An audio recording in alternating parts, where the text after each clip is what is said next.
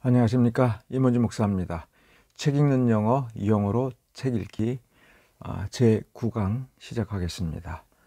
우리는 Faith Alone, 알시스 프라울이 쓴 이신칭의 교리에 관련된 Faith Alone이라고 하는 책을 읽고자 했습니다. 서론의 첫 페이지인 11쪽을 우리 지금 진행하고 있는데, 가장 기초적인 문법적인 사항들을 점검하느냐고 시간이 좀 걸리고 있습니다. 오늘 기본적으로 투부정사를 다루고자 합니다. 수험을 위한, 시험 성적을 높이기 위한 정리된 투부정사의 그 개념, 그리고 출제의 경향, 정답을 맞추는 요령, 이것이 중요한 것이 아니라 문장의 투부정사가 왜 나타나느냐, 문장에 나타난 투부정사를 우리가 어떻게 처리하고 또 파악할 것이냐라고 하는 부분, 그러니까 이 안목과 인식 능력이라고 하는 차원에서 우리 학교에서 배운 투부정사에 관한 지식이 잘못된 것이 아니라 그걸 어떻게 우리가 활용을 해야 되고 원래 무슨 뜻이었는가를 찾아보는 것입니다. 이렇게 영어를 문법적으로 문장을 살펴보는 별도의 훈련이 필요한 것은 문장력 때문에 그렇습니다. 다른 사람이 쓴 글을 읽을 때에 그걸 읽어내는 실력이 문장력이고, 내 생각을 누구한테도 단순히 당당한 것이 아니라 정확하게 문장을 작성해서 내가 없더라도, 시간이 흘러도 100년, 200년이 흘러서 문화와 이 문법과 또 글 쓰는 것이 완전히 바뀌어도 누군가가 내 글을 볼 때에 그 문화의 장벽, 시간의 장벽을 뛰어넘어서 원래 내가 썼을 때의 그 뜻을 정확하게 파악할 수 있도록 그런 어떤 객관성을 담보하면서 그러면서도 이제 아름답고 탁월한 글로 나아가는 그러한 문장력은 어떻게 길러내는가라고 하는 질문을 하면, 그러면 문법으로 돌아가자 해야 돼요. 근데 국어 문법이 충분히 정립되지 않았습니다. 이건 한글이 영어보다도 못해서가 아니라 문법 정립을 하는 데 있어서는 한글이 훨씬 더 어려운 언어라고 하는 것을 여러분 이해하셔야 됩니다. 그러니까 우리는 그 영어의 능동태, 수동태 이런 걸 배우면서 비로소 수동태라는 것을 인식을 합니다. 근데 그걸 배우고 놓고 우리말을 보면 우리나라 말에도 수동태가 있구나. 또 그러니까 또 수동태를 우리나라 말에 되다 당하다라고 하는 그 말로 우리가 이해를 해서 영어 수동태의 의미를 파악하고자 하는 시도를 종종 합니다. 거기에서 또 우리가 오해하는 게, 그럼 한글에는 되다 당하다 이러한 수동태밖에 없느냐? 아니거든요. 한국어는 훨씬 더 복잡합니다. 전문적인 이 부분의 국어학자들도 거기에 대한 논의가 끝나지 않았다, 이렇게 인정을 할 정도입니다. 그러니까 이건 거의 뭐 조금 더 발전했겠죠. 그렇기 때문에 사용자인 우리 입장에서 보면 국어 공부를 효과적으로 압축해서 정리된 방법으로 이렇게 해서 문장력을 높이는 방법은 없습니다. 한국에서 일반적으로 유명한 문학가들이 문장력을 높이는 방법은 있습니다만, 그건 문학적 소양으로서의 문장력이지 객관성과 논리성을 담보하는 문장력은 아닙니다. 그래서 우리는 어쩔 수 없이 그나마 간략하게 입문적 단계에서부터 철저하게 문법적 개념을 정립하면서 문화 전체를 관통하는 그러한 접근을 시도하는 겁니다. 그런 점에서 영어 문법은 가장 최근에 형성된, 서구 언어 중에 최근에 형성된 문법이고, 영어 문법에 우리가 지금 배우는 팔품사를 기본으로 한 기초 영문법적 수준의 그 문법은 라틴어 문법입니다. 그러니까 라틴어 문법을 좀 다듬어서 영어 문법을 정립하는 데 사용했고, 그걸 바탕으로 해서 20세기에 들어와서 과학 문법, 실용 문법이라고 하는 것이 나온 겁니다. 그럴 때 실용 문법도 기초 영문법을 버린 것이 아니고, 따라서 라틴어 문법을 버린 것이 아니기 때문에 영어를 체계적으로 공부를 잘 해두면 라틴어에 대한 접근이 굉장히 쉽습니다. 문법이 같은 거니까요. 기본적인 문법이. 격변화라든가 문장 구성에 있어서 각 요소들이 배치하는 방법, 그다음에 라틴어 특유의 뭐 여러 가지 그 격변화에 있어서 불규칙 변화 뭐 이런 것들이 처음 볼 때는 헷갈리는 거죠. 그러나 기본이 같기 때문에 라틴어 그러니까 보통 학자들이 전문적인 학자들이 탁월한 저서들을 18세기까지 그 라틴어로 썼기 때문에 서구 문명의 기본적인 자산들을 버리지 않고 접근할 수 있는 겁니다. 그러니까 영어에서 통하면 라틴어도 통할 수 있는 거예요. 조금만 노력을 하면. 그러면 라틴어 문법은 또 뭘로 이 문법을 만들었느냐 하면은 헬라어 문법을 가지고 라틴어 문법을 이렇게 다듬었고 완성했습니다. 구체적으로는 뭐 대략 AD 2세기쯤에 헬라어 문법을 정립하면서 그 헬라어 문법을 그전에는 없었던 것이 아니라 이거를 체계화하게 정리하면서 정리가 딱 되니까 라틴어 문법을 거기다 맞추기가 쉬운 거예요. 그러면서 거기다가 문화적인 힘을 부여해서 문법을 고도화하면서 고급 수준의 저술들이 등장하는 단계에 도달하면서 중세로 넘어 들어가는 겁니다. 그러니까 중세라고 하는 것이 헬라어 문법을 충분히 그리스어 문법을 충분히 소화하여 독특한 라틴어 문명을 상당한 수준으로 더 발전시켜 나가는 거죠.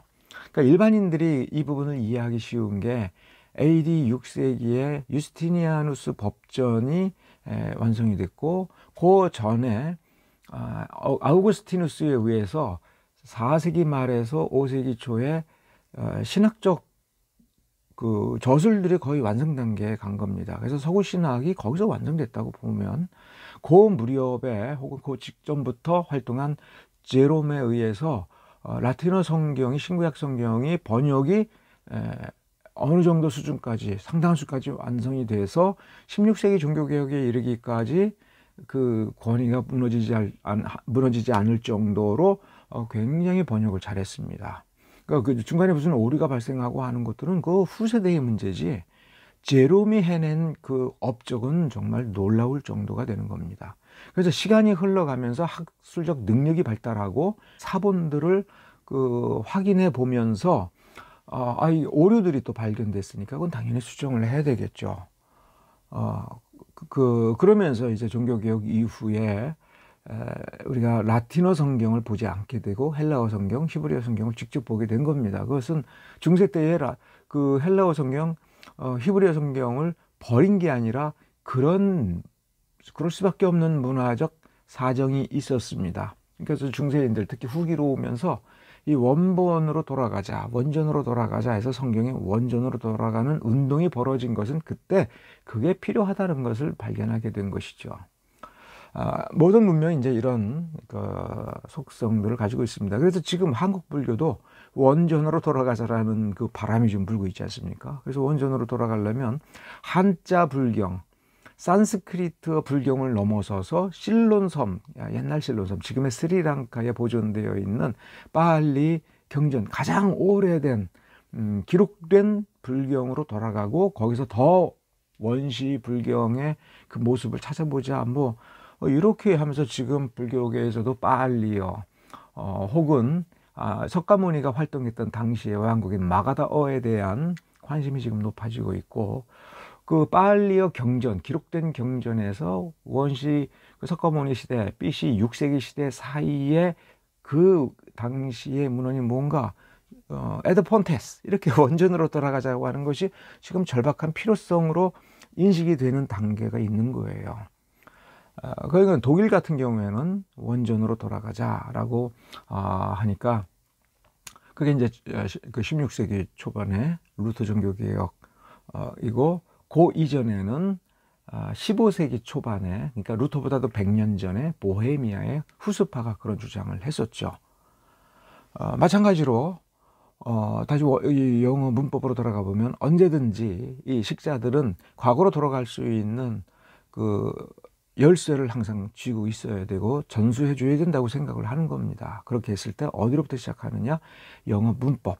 그래서 문법을 잘 배우면 이게 그 사회를 이끌어가는 지도자의 인식 능력을 함양시키는 데에 일차적인 목적이 있고, 지도자들이 어떤 문제를 해결할 때 고전으로 돌아가서 해법을 찾고자 할 때는 관심을 기울이면 빨리 돌아갈 수 있도록 그 기본도 미리 띄워놔야 되는 거예요.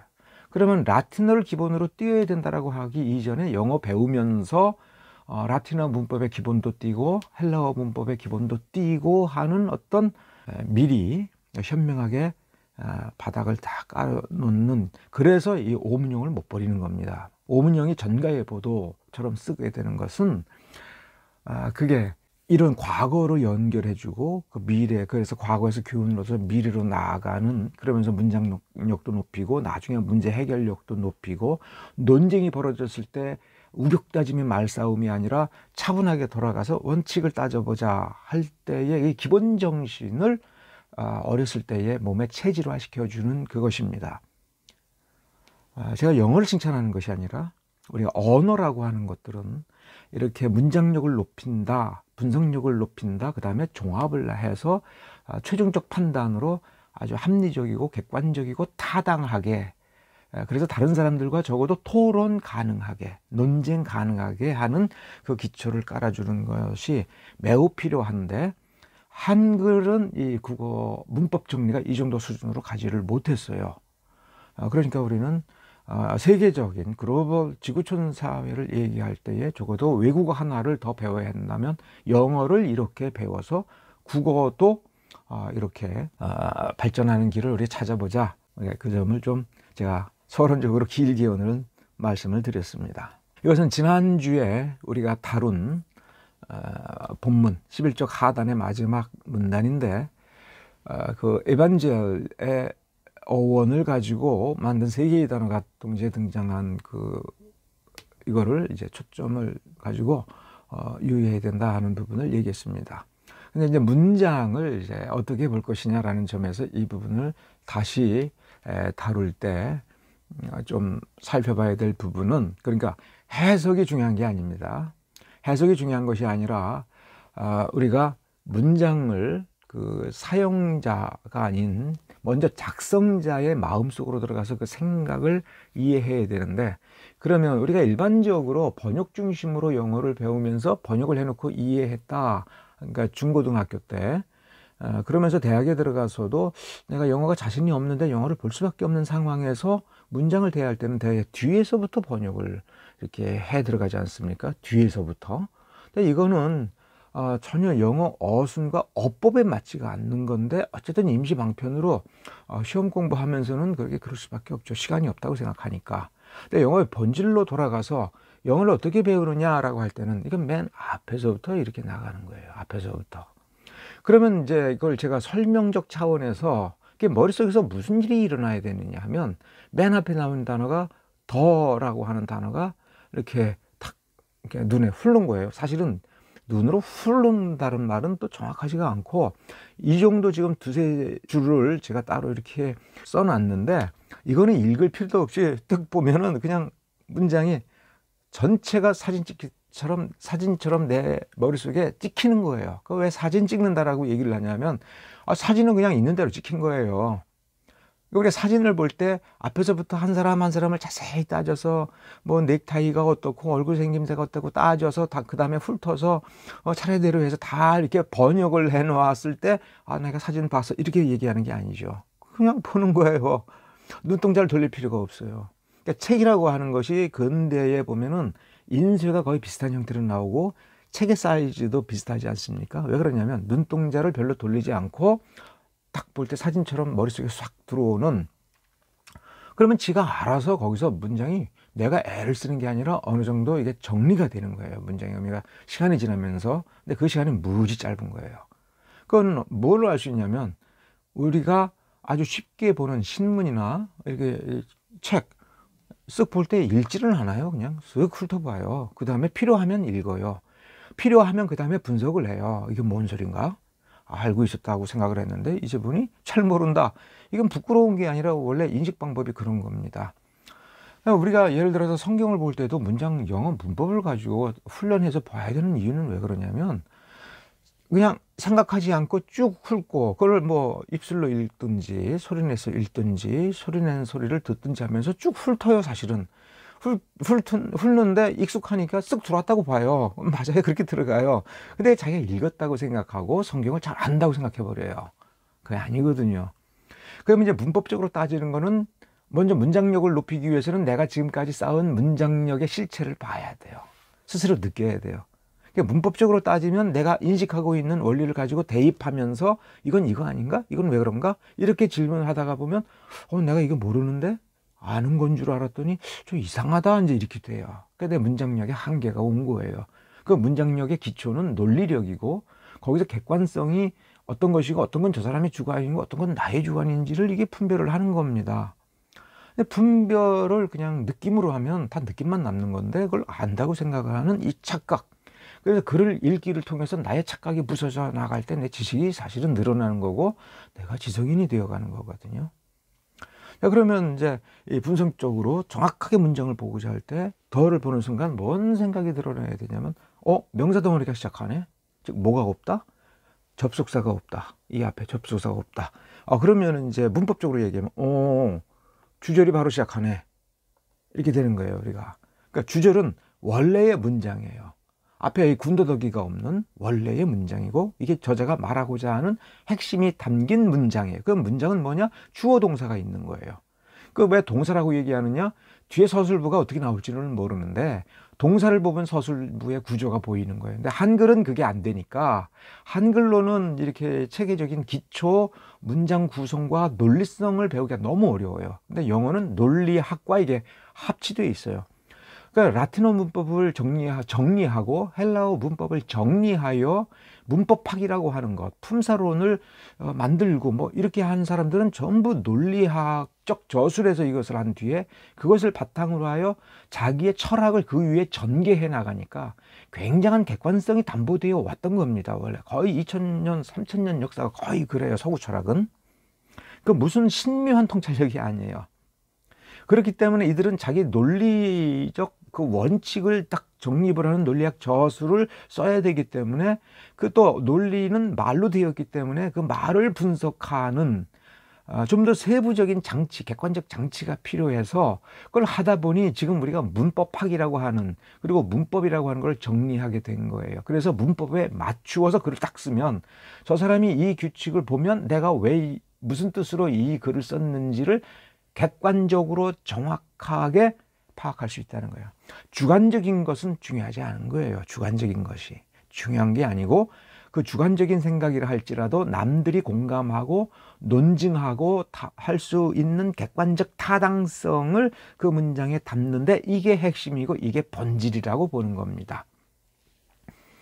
자, 그러면은 영어뿐만 아니라 기본적으로 사람이 하는 말은 주어가 있고 동사가 있는 거예요. 즉 동사가 나와야 되는 거예요. 가장 초보적인 단계에서 뭘 하자, 하지 말자.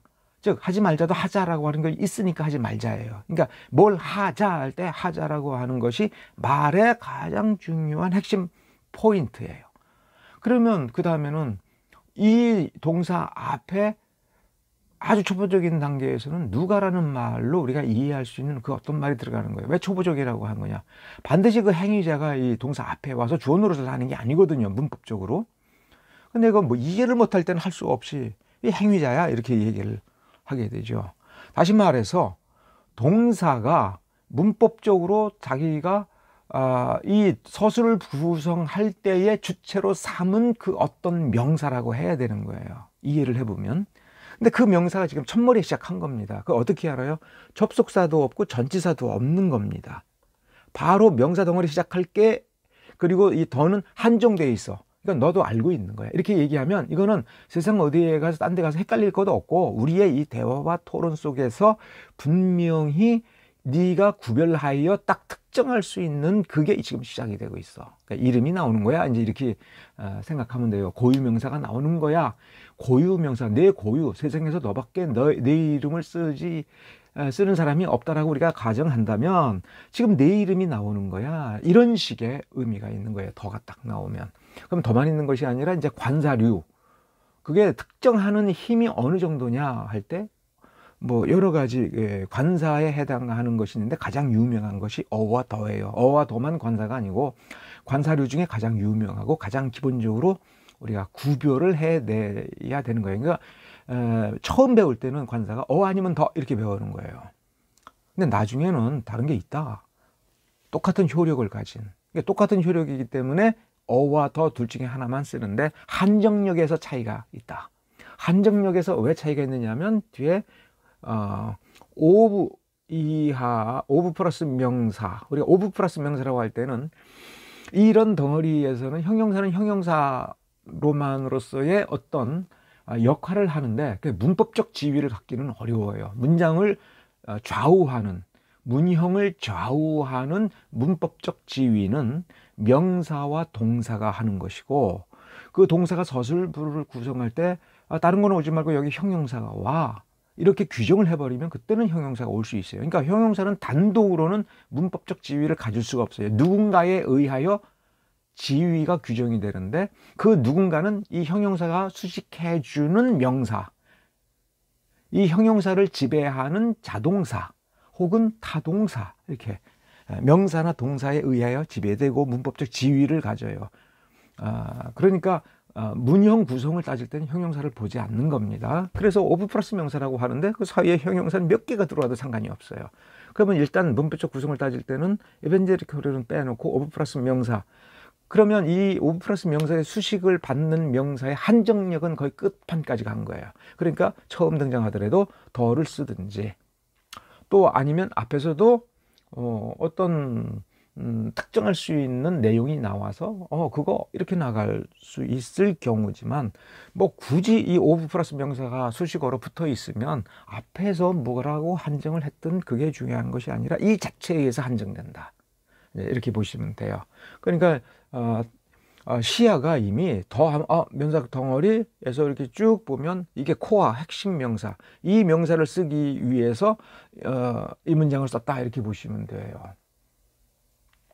그러면서 이제 이 명사를 꾸며주는 형용사, 정관사도 형용사입니다. 그러니까 영어의 모든 형용사는 그 명사를 수식해 주는 거지. 형용사 앞에 두 개 있다고 해서 맨 앞에 있는 더라는 형용사가 그 뒤에 있는 이반젤리스틱이라는 형용사 아무 신경 안 써요. 형용사는 다른 형용사 신경 안 써요. 상관 안 해요. 형용사는 항상 명사를 수식해 주는 것을 원래 사명으로 가져요. 그래서 이게 한 단어 건너뛰어서 에너지를 수식해 주고, 이반젤리스틱도 에너지를 수식해 주는 형용사고, 오브 플러스 명사도 에너지를 수식해 주는 형용사. 그래서 에너지는 세 개의 형용사를 갖고, 그렇게 해서 명사 덩어리가 이제 하나, 명사구가 하나. 그러니까 여러분이 머릿속에서 인식할 때는 명사라는 것이 중요하지, 한 단어로 된 명사냐, 명사구 몇 개의 단어로 돼서 하나의 명사 역할을 하는 명사구냐. 절인데 그러니까 절이라고 하는 건 주어 동사가 있는 거예요. 주어 동사로 구성된 문장 덩어리인지, 그 덩어리라는 게 절이라는 거예요. 주어 동사가 있는 덩어리, 절. 주어가 없으니 동사도 없는 게 구. 그러니까 중요한 건 구냐 절이라고 하는 것은 그 내부에서의 문장 구성의 문제지, 그 덩어리가 하는 역할은 명사냐 형용사냐 부사냐 중에서 명사라는 게 중요한 겁니다. 그러니까 이게 명사 하나예요. 그러면 첫째 자리에 나왔으니까 이거를 뭐라고 이제 역할 부여를 합니까? 이걸 주어라고 하는 거예요. 얻는 이가 행위자여서가 아니에요. 첫째 자리에 나온 최초의 명사, 앞에 접속사도 없이 전치사도 없이 나왔으니까, 그래서 인식하기 쉽게 주절의 주어, 그 다음에 동사는 add, 이렇게 이제 앞에서부터 이렇게 순서로 눈을 탁 보면서 이 순서로 눈에 보이는 훈련을 평상시에 읽는 훈련으로 해야 돼요. 이렇게 이 순서대로 읽는 것이 편하지 않으면 읽는 연습이 안 된 겁니다. 쭉 훑어서 각 단어의 구성과 역할이 그냥 쓱 머릿속에 그냥 읽혀줘야 돼요. 인식은 내가 의식은 하지 못해도 쓱 부담 없이 읽혀주면 읽기가 좀 되어 가는 겁니다.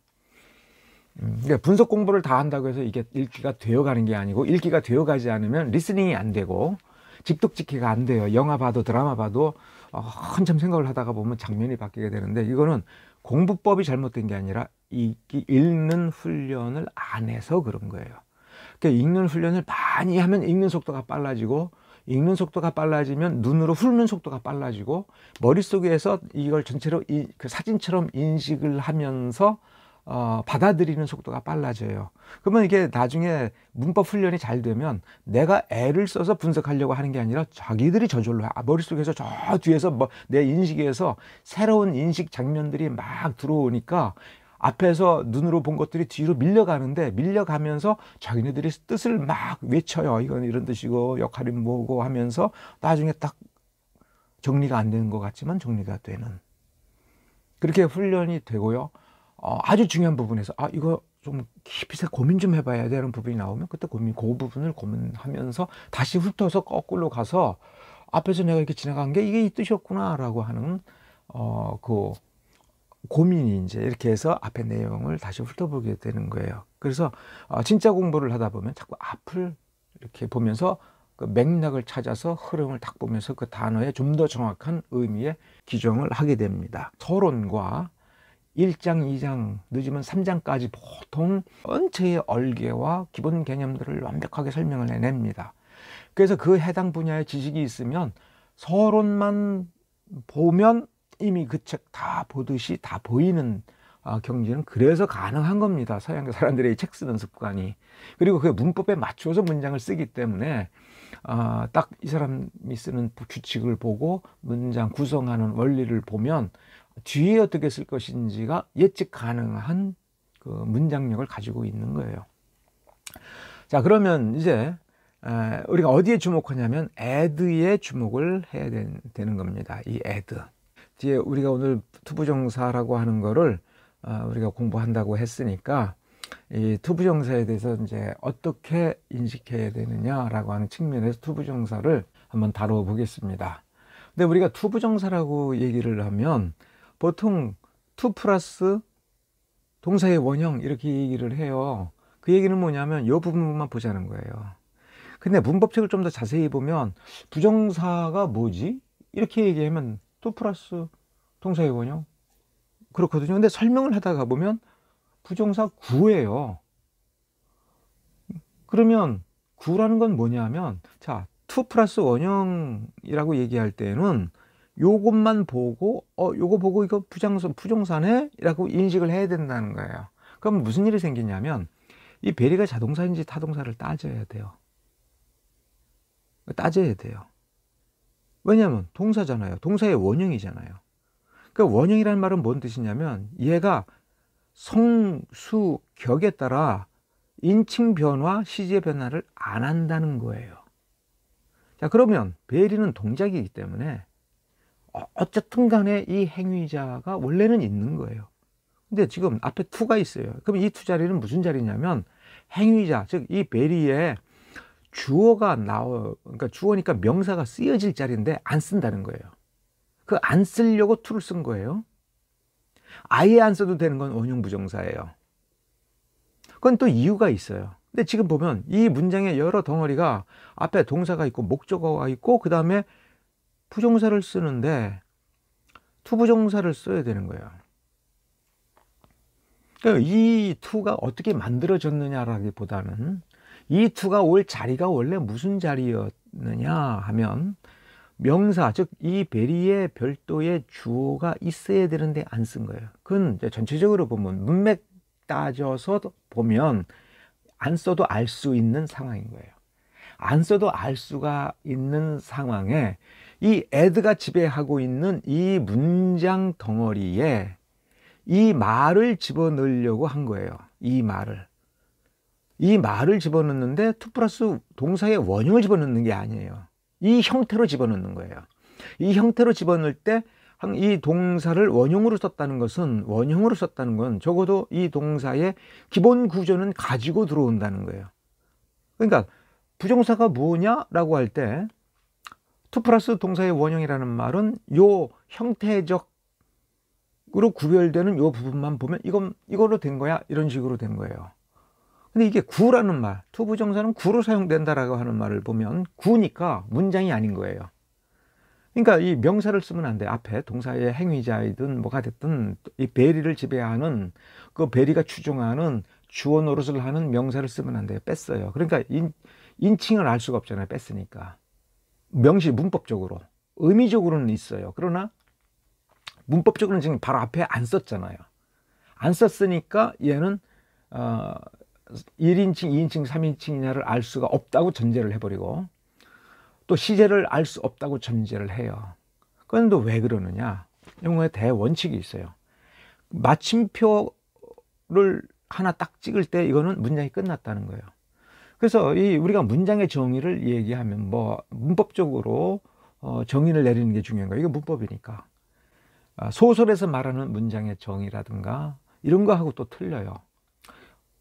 예를 들어서 보통 인식으로 말이라고 하는 거를 생각해 보면 하나의 문장은 주어도 하나고 동사도 하나다라고 얘기해요. 그런데 중문도 있고 복문도 있지 않습니까? 중문도 있고 복문도 있어요. 그럼 주어가 2개도 될 수 있고 3개도 될 수 있고 동사가 2개도 나오고 3개도 나와요. 그럼 이게 설명이 대단히 복잡해져요. 그러니까 제일 쉬운 거는 이제 문법을 배우면서 제일 쉬운 건 마침표를 보는 거예요. 마침표가 찍히면 여기가 하나의 문장입니다. 그러면 그 안에 몇 개의 절들이, 그러니까 이 마침표 속에 있는 주어 동사 덩어리들을 단위 이제 절이라고 하는 문법 용어로 설명을 하는 거예요.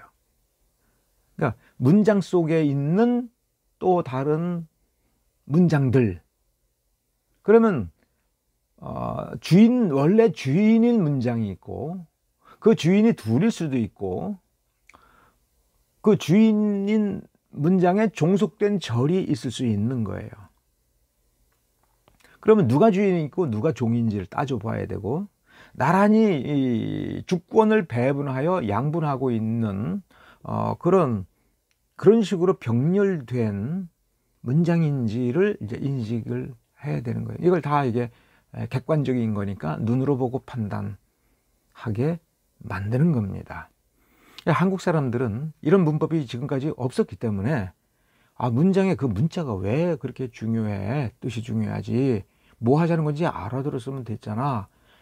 이렇게 보통 인식을 해왔어요. 그러니까 일상생활에서 아무 문제 없이 주변 사람들하고 얘기하고 지낼 때는 그게 됩니다. 근데 법정에 가면 다져요. 법정에 가면 뭘 따집니까? 문서를 따져요. 증서를 따집니다. 그 다음에 문구를 따져요. 그러면 우리의 말에서 흠이 잡히지 않으려면 말이 글과 일치해야 돼요. 근데 우리는 한 번도 중고등학교를 다니면서 내 말은 말대로 편하게 하더라도 어떤 중요한 순간에 있어서는 내 말과 글을 일치시키도록 글에 의하여 말을 다듬어서 그 말이 문서로 기록한 것과 정확하게 거의 대동소이하게 말을 하는 법, 그때는 이렇게 내 용어를 정의하고 그런 뜻으로 얘기했다라는 말하는 말버릇이 되어 있지 않아요. 서구도 거의 기본적으로 마찬가지예요. 근데 서구는 엘리트들은 정책을 결정하고 법률적 행위를 해야 되고 하기 때문에 변호사를 옆에 두고서라도, 혹은 자기가 그런 훈련을 해서 변호사는 좀 더 깊이 보지만 일반적 차원에서라도 평상시 업무 수행하는 데에서도 그 말과 글이 일치해야 되는 거예요. 이게 엘리트 교육이에요, 서구에서는. 그렇기 때문에 이 단어와 언어 구사, 문장 구성에는 객관적 원칙들이 살아 있어야 되는 거예요. 그러니까 문자 하나, 토시 하나가 매우 정확하게 원칙에 맞게 이렇게 써야 된다라고 하는 훈련을 해서 마침표 하나, 콤마 하나도 원칙에 따라서 정확하게 따지려고 해요. 이게 문화력이고 그 문화가 담긴 문장이 문장력인 겁니다. 성경도 그런 식으로 봐야 된다라고 하는 것이 서구이고, 그래서 자꾸 이게 조직 신학이 발달하고, 그 다음에 그 해석학이라고 하는 것이, 성경 해석학이라고 하는 것이 발달하는 건 보는 사람마다 딴소리를 자꾸 해서 본래의 성경 그 자체의 의미를 자꾸 훼손하니까 원점으로 되돌아 놓으려고 하는 싸움을 하면서 원칙을 계속 확립시켜서 또 계속 벌어지는 여러 논쟁들을 원전의 의미를 객관적으로 정확하게 밝혀서 딴소리하지 못하게 만들어서 그 논쟁을 해결해 나가는 기초 작업으로서의 문장 훈련이에요. 자, 그러니까 투부정사는 투 플러스 동사의 원형, 이런 식으로 이해해서는 절대로 안 되는 거고, 투부정사 구라는 걸로 이해를 해야 돼요. 그래서 만일에 이제 이건 구글링을 해가지고 일단 화면에 뜬 걸 제가 캡처를 했습니다. 요 설명 안에 우리가 문법에서 얘기하는 얘기들이 압축해서 다 나와 있어요. 이렇게 이제 구글에 딱 떠서 요 설명 딱 보면 맞아, 우리 옛날에 저렇게 공부했어 라고 하는데, 이 말이 왜 어렵냐. 투 플러스 동사의 원형이라는 말은 제가 금방 설명했어요. 동사의 원형이라는 문법 용어가 없어요. 그럼 이 동사의 원형이라는 게 무슨 뜻이냐면, 사전에 이렇게 엔트리로 사전 찾아볼 때 우리가 어떤 단어 해가지고 뭐 철자로 해가 딱 찾을 때 굵은 글씨로 나온 그거, 그러니까 사전에 있는 그거, 그러니까 사전에 그 기록된 기본형은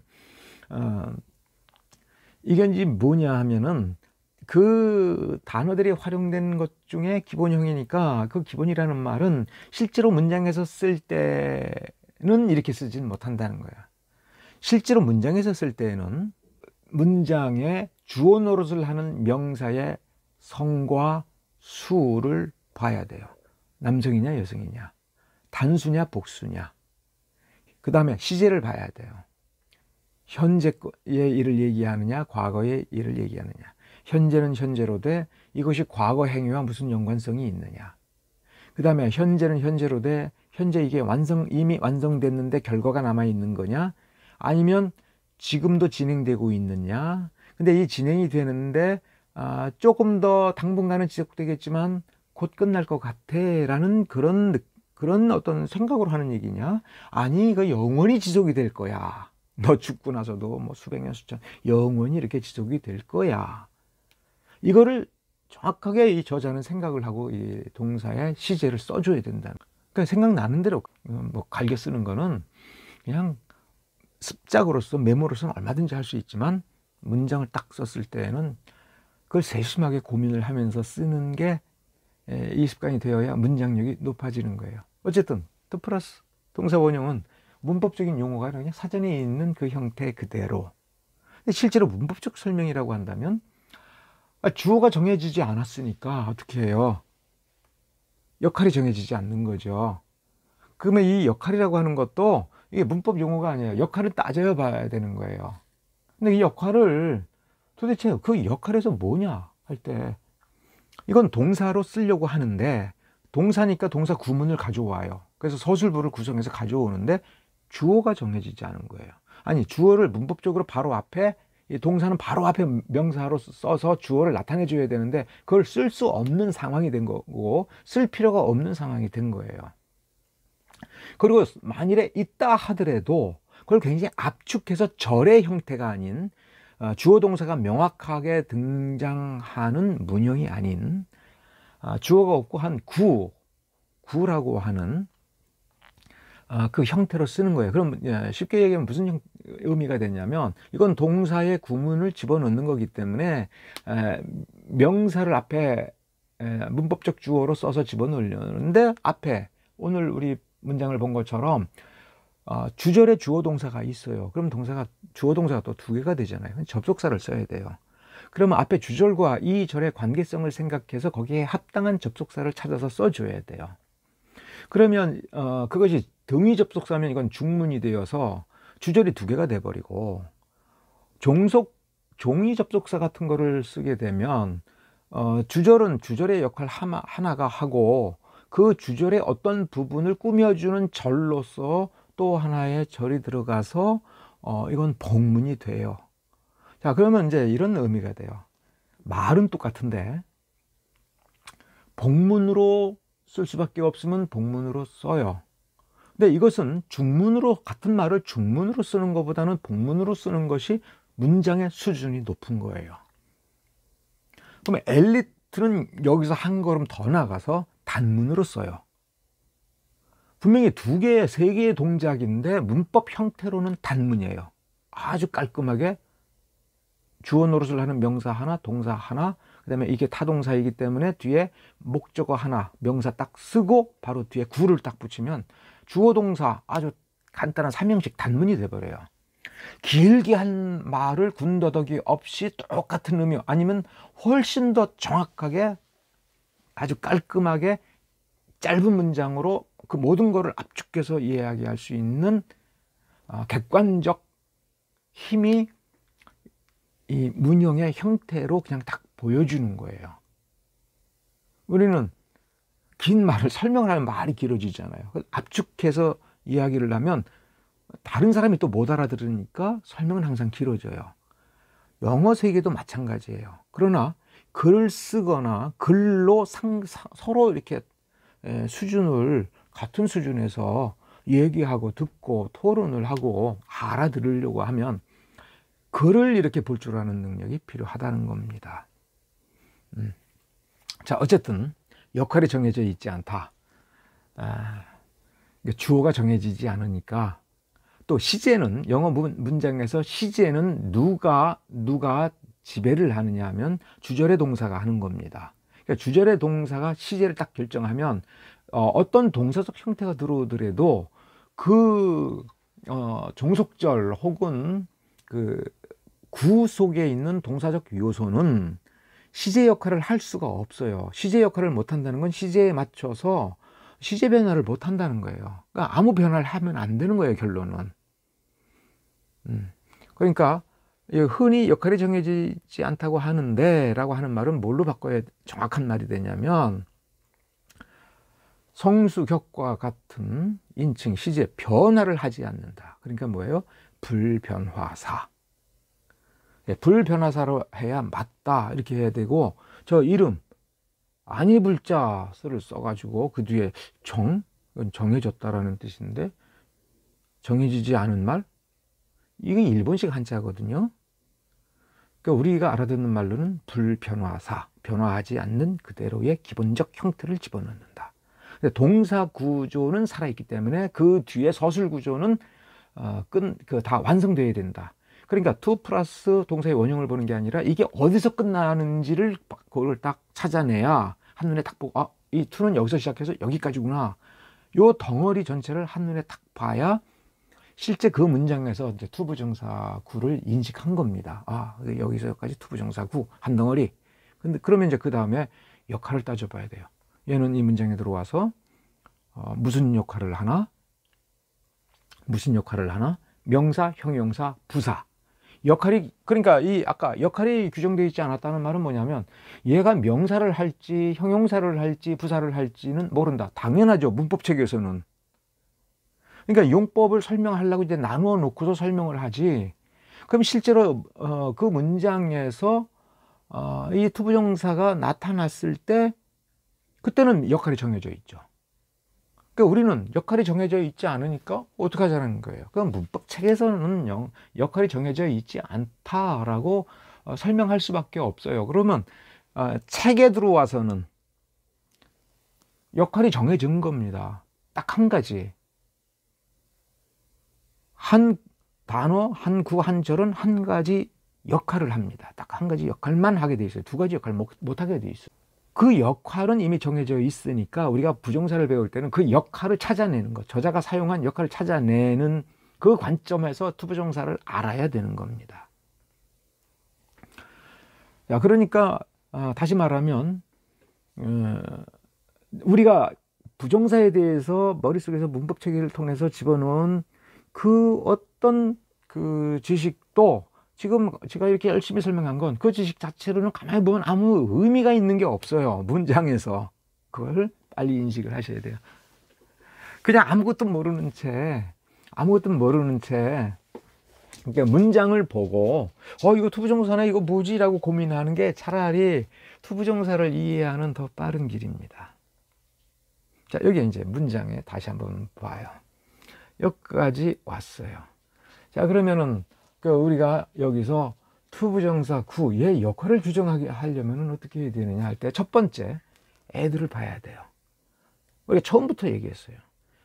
문장의 형태를 기본적으로 배우고자 하면 우리는 오문형을 배워야 되는데, 그래서 주어 동사로 할 때 뒤에 오 형식을 나누는 건 결국은 동사가 하는 일이에요. 그러니까 얘를 봐야 돼요. 이게 좀 자세히 되어 있는 거예요. 그러니까 애들을 살펴보면서 지금 타동사니까 요 타동사 안에서 여기까지예요. 그렇죠? 여기까지.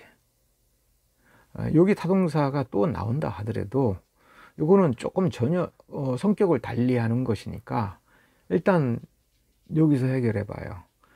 적어도 두 가지 형태의 타동사 구문이 되어 있어요. 대트절을 직접 목적으로 받을 수 있어요. 이때의 뜻은 이겁니다. 그 다음에 대트절이 오지 않고 목적어, 즉 목적어 역할을 하는 명사가 온다는 거예요. 이게 삼형식이죠. 그러니까 이것도 삼형식이고 대트절이 오는 것도 삼형식인데 두 가지 형태가 있는 거예요. ad가 사용될 때에는.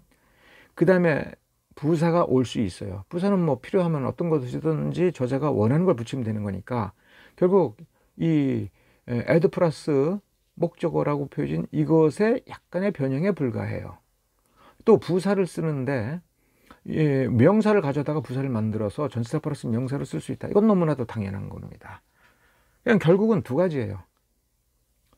add 플러스 명사로 쓰든지 add 플러스 명사 역할을 하는, 왜? 타동사니까 목적어 와야 되니까 명사 역할, 특히 목적어 역할은 명사가 목적어 역할을 하는 거니까. 근데 인식하는 방법이 명사 역할을 하는 대트절. 왜 이렇게 해야 되냐? 대트절은 명사절로도 쓰고 형용사절로도 쓰고 부사절로도 쓰고 이 세 가지 그 품사가 다 이게 가능한 겁니다. 그러니까 대트절 이렇게만 인식하면 안 돼요. 얘를 이 문장에서는 어떻게 쓰지?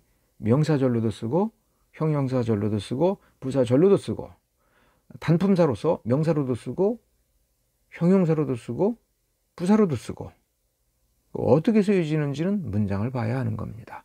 그러니까 두 가지가 있어요. 그럼 뭐가 없죠? 투부정사를 얘는 직접 지배를 하지를 않아요.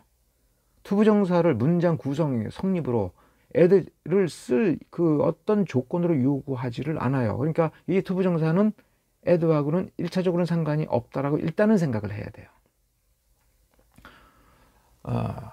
그러면 그 뒤에 있는 명사를 보고 그 명사를 보고 이제 따져봐야 되는데, 그럼 이게 지금 형용사예요. 왜 형용사인지는 또 다른 거를 먼저 배워야 쉬우니까, 그러니까 여기서 부사도 아니고 형용사다라고 우리가 판단을 해요. 오늘 좀 생각보다 너무 길게 제가 설명이 길었습니다. 그 점은 제가 사과를 드리고, 일단 오늘은 여기서 끝나고 조금 더 보충 설명이 필요하면 바로 그 문장에서부터 다음 시간에 다시 시작하겠습니다. 감사합니다. 긴 시간 함께 해주셔서 너무나 감사합니다.